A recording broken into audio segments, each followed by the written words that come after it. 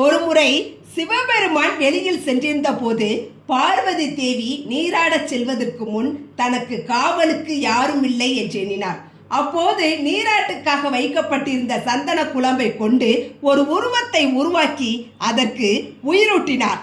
அதனை தன் பிள்ளையாக பாவித்தார். அதன் பின்னர் யாரையும் உள்ளே விடக்கூடாது என்று பிள்ளைக்கு அறிவுறுத்திவிட்டு பார்வதி தேவி நீராடச் சென்றார். அப்போது சிவபெருமான் உள்ளே வர அவரை அனுமதிக்காததால் கோபம் கொண்ட சிவன் பிள்ளையாரின் தலையை வெட்டினார்.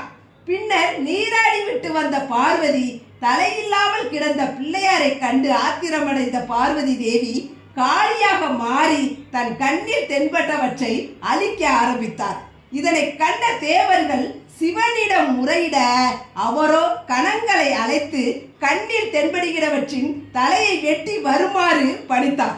அப்போது முதலில் யானை தென்பட அதன் தலையை வெட்டி எடுத்து சென்று சிவனிடம் கொடுக்க அவரோ பிள்ளையாரின் முண்டத்தில் வைத்து அதற்கு உயிரூட்டினார். மேலும் கணேசன் என்று நாமம் சூட்டினார் என்று புராண கதைகள் தெரிவிக்கின்றது. இதுவே பிள்ளையாரின் அவதாரம். இது நடந்தது சுக்கிலபட்ச சதுர்த்தி அன்றுதான். இதன் காரணமாக அன்று முதல் அந்த நாள் ஆண்டுதோறும் ஆகஸ்ட் 22ஆம் தேதி விநாயகர் சதுர்த்தியாக கொண்டாடப்பட்டு வருகிறது.